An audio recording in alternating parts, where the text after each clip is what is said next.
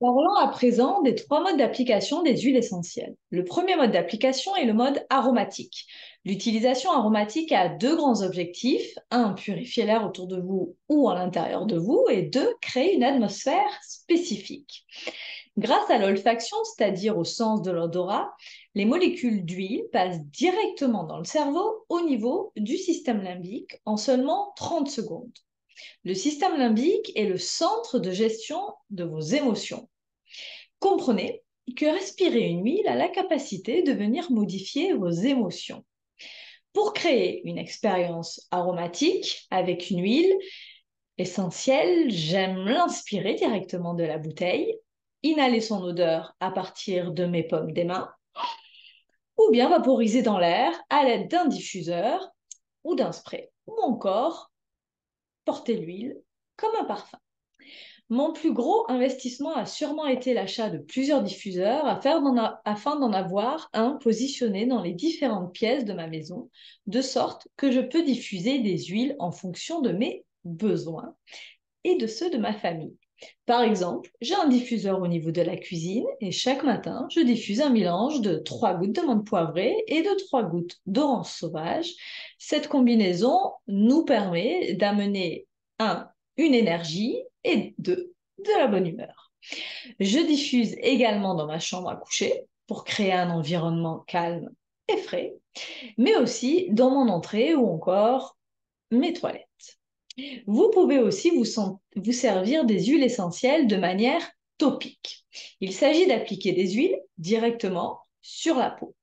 Par exemple, le mélange d'Iblou soulage les zones fatiguées de votre corps en procurant une sensation apaisante et fraîche. J'aime aussi utiliser les huiles sur la plante des pieds qui est une zone peu sensible mais aux pores très dilatés.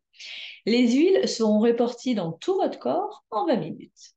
Derrière les oreilles également pour soutenir les humeurs et les hormones, ou encore mes poignets. Alors un acronyme pour vous rappeler de ces zones, POP, pour pieds, oreilles et poignets.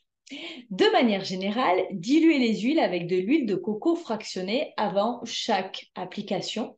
Cela a deux intérêts. Le premier, c'est de permettre une pénétration plus efficace des huiles sur la zone ciblée, tout en ralentissant leur absorption, ce qui est utile pour les peaux sensibles des enfants par exemple, ou encore des personnes âgées ou femmes enceintes. Enfin, vous pouvez vous servir des huiles de manière interne. Nous avons déjà parlé de l'importance de la pureté, surtout pour un usage interne, et c'est un sujet dont on entend rarement parler ailleurs que chez doTERRA. La norme de qualité CPTG garantit que l'huile peut être ingérée sans danger si elle est étiquetée pour un usage interne. La marque doTERRA est unique en son genre, ce qui signifie que ce que je vous partage maintenant sur la voie interne ne veut pas dire que quiconque devra ingérer les huiles essentielles que vous voyez en boutique. Certaines huiles peuvent être ajoutées à un verre d'eau, par exemple, comme soutien à notre santé en cas d'inconfort digestif, d'une immunité basse, d'inflammation ou bien simplement pour maintenir un bon fonctionnement de nos organes. Elles peuvent être incorporées dans des plats ou des desserts, comme un arôme alimentaire également. Enfin, je finirai avec un principe important. Souvenez-vous, les huiles travaillent à notre équilibre. Voilà pourquoi l'utilisation des huiles doit être répétée à petite dose, comme quand vous recherchez votre équilibre. Ce sont les petits gestes qui permettent le meilleur ajustement.